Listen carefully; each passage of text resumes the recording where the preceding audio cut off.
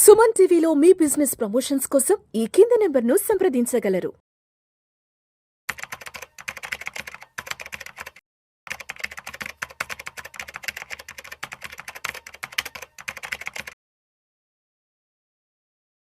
నమస్తే, నేను మీ రేవంత్ చలమల.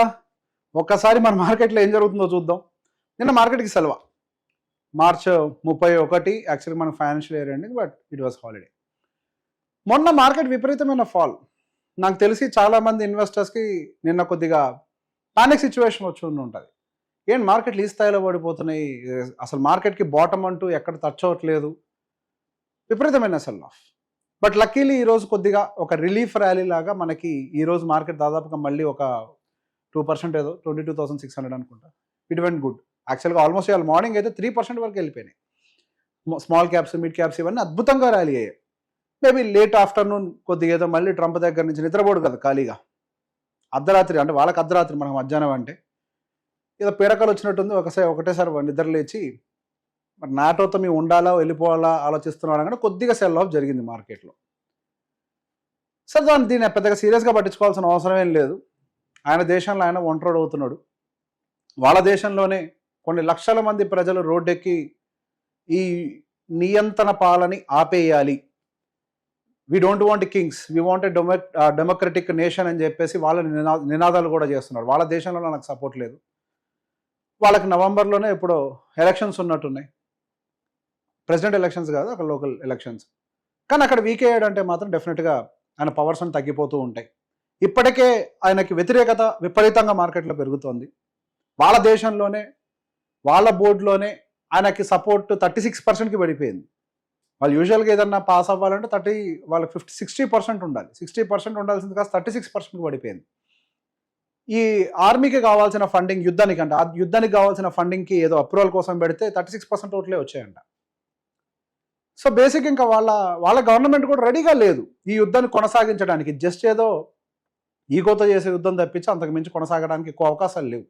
ఇంటర్నల్గా కూడా వాళ్ళ దేశం సపోర్ట్ చేస్తుంది అంటే మేబీ కొద్దిగా కొనసాగించే వాళ్ళేమో. ఇప్పటికేం ఆపుతాడని చెప్పట్లేదు లేండి, కానీ కాకపోతే అంటే వాళ్ళకి ఇంటర్నల్ సపోర్ట్ కూడా లేదు. దేశ ప్రజలు వ్యతిరేకిస్తున్నారు, వాళ్ళ బాడీ కూడా వ్యతిరేకిస్తుంది. సో ఈ రోజు వచ్చినటువంటి రిలీఫ్ ర్యాలీకి గల కారణం ఇరాన్ ఏదో కొంచెం 2 అడుగులు వెనక్కి తగ్గుతుంది అన్న కొంచెం హోప్ వచ్చేసరికి కొంచెం మార్కెట్లో ఒక రికవరీ కనిపించింది. సరే, ఇది నిజంగానే ఉంటుందా, మళ్ళీ తెలిసిందే కదా యుద్ధం అని అంటే మళ్ళీ రాత్రికి రాత్రి న్యూస్లు మారిపోతూ ఉంటాయి. పూర్తి స్థాయిలో అటు అమెరికా, ఇరాన్ ఇద్దరూ కలిసి ఒక స్టేట్మెంట్ ఇస్తే తప్పించి మనం దీన్ని నమ్మలేం. లేకపోతే ఒక న్యూస్ వస్తూనే ఉంటుంది, ఒక న్యూస్ మళ్ళీ ఆ న్యూస్ రాత్రికల్లా సబ్సైడ్ అయిపోద్ది. సో మనం దాని అంత గట్టిగా నమ్మలేములేండి.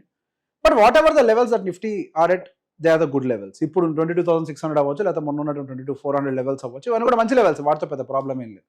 సో నిన్న కొంచెం ఆ న్యూస్ రావడంతో బ్రెంట్ క్రూడ్ ఆయిల్ కూడా బాగా రిలాక్స్ అయింది. దాదాపు $100కి వచ్చేసినట్టుంది. అమెరికన్ మార్కెట్స్ మంచిగానే ర్యాలీ అయ్యాయి. ఈరోజు మన ఇండియన్ మార్కెట్స్ కూడా ఆ స్థాయిలో అవుతాయి అనుకున్నాం, కానీ ఈ లోపల ట్రంప్ వచ్చి మళ్ళీ నాకు నాటో కూటమితో ఫ్రెండ్షిప్ వద్దు, XYZ ఇదేదో మాట్లాడాడు. దీనివల్ల కొంత డిస్టర్బెన్స్ అయితే అక్కడ, దానివల్ల కొంచెం సెల్ ఆఫ్ వచ్చింది. లేకపోతే మనం కూడా 2.5%, 3% ఆ రేంజ్లో క్లోజ్ అయ్యే వాళ్ళమేమో, we just missed it. So ఈ రోజు ఒకసారి మనం ఆ మార్కెట్కి ఏ కంపెనీస్ ఎలా కాంట్రిబ్యూట్ చేశాయి అనేది ఒకసారి మనం గమనించినా కానీ ఈ రోజు మనకి రిలయన్స్ అద్భుతంగా పర్ఫామ్ చేసింది. మెజారిటీ ఆఫ్ ద కాంట్రిబ్యూషన్ అంతా కూడా మనకి రిలయన్స్ దగ్గర నుంచే వచ్చింది. సో రిలయన్స్ దాదాపుగా మనకి మార్కెట్లో టోటల్, ఇక్కడ మీరు గమనించినట్లయితే మార్కెట్లో దాదాపు 348 పాయింట్స్ మనకి టోటల్ అప్సైడ్ 1.5% మూవ్ అయితే 37 పాయింట్స్ రిలయన్స్. మిగతా అన్ని కూడా HDFC బ్యాంక్, SBI బ్యాంక్. ఈ మధ్య బ్యాంక్ సెల్ ఆఫ్ కూడా విపరీతంగా జరిగింది. అండ్ పర్టికులర్గా మొన్న సోమవారం అనుకుంటా, సోమవారం RBI ఇచ్చినటువంటి ఆ స్టేట్మెంట్ ఏంటి, డాలర్ రిజర్వ్స్ని తగ్గించుకోవాలి అని చెప్పేసి ఒక స్టేట్మెంట్ ఇచ్చింది కదా. ఆ స్టేట్మెంట్ ఒక్కసారి ఇచ్చేసరికి కొద్దిగా బ్యాంక్స్ ప్రెషర్లోకి వెళ్ళిపోయాయి. వాళ్ళు సహజంగా ఈ హెడ్జింగ్ కింద వాటి కింద డాలర్ రిజర్వ్స్ని పెట్టుకుంటారు.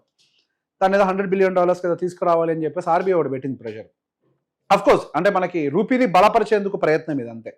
రూపీ కొంచెం బలపడాలి అని అంటే ఎగ్జిస్టింగ్గా మన దగ్గర ఉన్నటువంటి డాలర్స్ని బయటకు అమ్మేయాలి. అప్పుడు డాలర్ సప్లై పెరిగి డాలర్ ప్రైస్ అంటే రూపీ వర్సెస్ డాలర్లో మనకి బ్యాలెన్స్ దొరుకుతుంది గట్టిగా.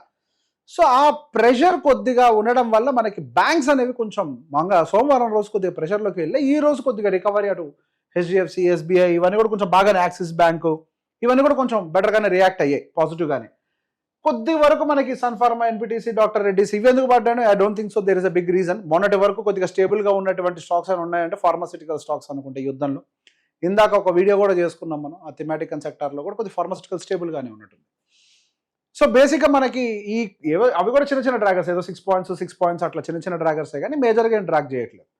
సో ఓవరాల్గా చూసుకుంటే మనకి యుద్ధం రిలేటెడ్ పానిక్ సినారియోస్ వల్ల మనకి ఇండియా విక్స్ కూడా 25, 26, 27, 28 ఆ రేంజ్కి వెళ్ళిపోతుంది. అంటే the level of fear in the market ఏ రేంజ్లో ఉంది, మార్కెట్ ఎక్కడికి వెళ్ళి ఆగుతుందో అర్థం కాని సిచ్యువేషన్. ఇక ఎఫ్ఐఎల్ సంగతి చెప్పనవసరం లేదు. They are selling across the board అంటే ఇండియా మార్కెట్ కాదు, across the board all emerging markets. మనమేదో ఇండియాతో ప్రాబ్లం ఉంది, ఎస్ ఇండియాతో బేసిక్గా కొద్ది ప్రాబ్లం ఉంది, అది government will take care. So basic across the board యుద్ధం జరగనప్పటికీ బయట కూడా అమ్మేశారు. అందులో యుద్ధం జరుగుతుంది కాబట్టి సహజంగానే మనకి ఇట్లాంటి టైంలో రిస్క్ తీసుకోకూడదు అనే సినారియోలో అక్కడ డాలర్ రేట్ బాగా అప్రిషియేట్ అవ్వటం, అట్ ద సేమ్ టైం వాళ్ళ బాండ్ డీల్స్ కూడా కొంచెం సాలిడ్గా ఉండటం, బాగా పెరుగుతున్నాయి బాండ్ డీల్స్. ఈ రెండింటి కాంబినేషన్ అదర్ ఎమర్జింగ్ మార్కెట్స్ డబ్బులు ఉంచడానికి ఇష్టపడవు. ఆ రెండు కాంబినేషన్స్ అన్ని ఆ రెండు కాంబినేషన్స్ అట్రాక్టివ్గా ఉండేసరికి ఎమర్జింగ్ మార్కెట్స్ మొత్తం సెల్ ఆఫ్ చేసుకుంటూ అక్కడ పెట్టేస్తున్నారు డబ్బుల్ని. ఇక్కడ ఏదో ఇండియాను మాత్రం మనం స్పెసిఫిక్గా చెప్పకూడదు, ఇండియాలో ఏదో జరుగుతుంది, ఇండియాలోనే అమ్మేస్తున్నారు. ఇప్పుడున్న సినారియోలో ఎమర్జింగ్ మార్కెట్ సెల్లింగ్ అంతా జరుగుతుంది. సో రానున్న రోజుల్లో జస్ట్ ఇమాజిన్, సెల్ ఆఫ్ అవుతుంది. ఎన్ని రోజులు సెల్ ఆఫ్ చేస్తారు? ఎప్పటికప్పుడు ఒక యుద్ధం ఆగాల్సిందే. ఏదో ఒక రోజు ఈవెన్ ఇండియన్ గవర్నమెంట్ కూడా వాళ్ళకి ఒకసారి ఒక లస్సీ ఇచ్చి చల్లబరచాల్సిందే. మా మీద నిరసనలు చాలు, ఇంకా ప్రశాంతంగా ఉండండి, get back to our nation, please invest in our nation. ఏదో ఎస్టీటీయో ఎల్టీసీజీయో ఏదో ఒకటి, మా స్టాంప్ డ్యూటీలో ఏదో ఒకటి తగ్గించేస్తారు మనకి. ఎస్టీటీ ఇవన్నీ కూడా వేశారు కదా, సెక్యూరిటీ ట్రాన్సాక్షన్ ఛార్జెస్ విపరీతంగా పెంచారు, short term capital gain tax పెంచారు, long term capital gain tax పెంచారు. ఇవన్నీ కూడా డెఫినెట్గా ఎఫ్ఐఎస్ కొంచెం ప్రెషర్గానే ఫీల్ అవుతారు. అది కూడా ఒక రీజన్ ఉంది. దాంతోపాటుగా ఎమర్జింగ్ మార్కెట్స్ ఇప్పుడు పెట్టడానికి ఇష్టపడరు సహజంగా. సో ఇవన్నీ కాంబినేషన్స్ తోటి మనకు కొద్దిగా సెల్ ఆఫ్ మార్కెట్లో జరిగింది. Nothing to worry. మార్కెట్స్లో ఇప్పుడున్న levels, again always remember, markets ఫాల్లో ఉన్నప్పుడు ఇన్వెస్ట్ చేసిన వాళ్ళకి రిటర్న్స్ వస్తాయి. మార్కెట్స్ పరిగెడుతూ ఎవరైతే వచ్చి ఇన్వెస్ట్ చేస్తారో మార్కెట్స్ పరిగెడుతున్నప్పుడు they will not experience any returns in the market and they will not get any experience in the market. మార్కెట్లో ఒక సాలిడ్ ఇన్వెస్టింగ్ ఎక్స్పీరియన్స్ రావాలి అన్నా, ఆ ఎక్స్పీరియన్స్తో మన రిటర్న్స్ని గెయిన్ చేయాలన్నా ఇది కరెక్ట్ టైం. ఇట్లాంటి టైంలో స్టాక్స్ కొనమని నేను ఎవరిని రికమెండ్ చేయను. మ్యూచువల్ ఫండ్, ఈటీఎఫ్ మీ ఇష్టం, మీ చాయిస్. స్టాక్స్ పర్టికులర్గా మనం కూర్చొని రీసెర్చ్ చేసే టైం మనకు ఉండదు కాబట్టి స్పెసిఫిక్గా ఈటీఎఫ్లో, మ్యూచువల్ ఫండ్స్ మీకు కావాల్సిన సెక్టార్స్లో మీరు హ్యాపీగా ఇన్వెస్ట్ చేసుకుంటూ, సెక్టార్స్ మార్కెట్ ఇండెక్స్లో ఇన్వెస్ట్ చేసుకుంటూ ఒక మంచి ఆపర్చునిటీని తీసుకోండి. మార్కెట్స్ ఒక్కసారి ఇక్కడి నుంచి రివర్స్ అయితే మళ్ళీ ఈ లెవెల్స్కి వస్తాయన్న అవకాశమే లేదు. ఇంకేముంది బ్యాడ్ జరగడానికి? యుద్ధాలు జరిగిపోయాయి, ఏ రిలేటెడ్ డ్యామేజ్ జరిగింది, ఎకనామిక్ ఇష్యూస్ ఏమైనా వస్తాయని భయపడ్డాం, అంటే కన్జంప్షన్ కొంచెం వీక్ అవడం, ఇదంతా అది సాల్వ్ అయింది. ఇంకేముంది బ్యాడ్ జరగడానికి? We have seen all bad.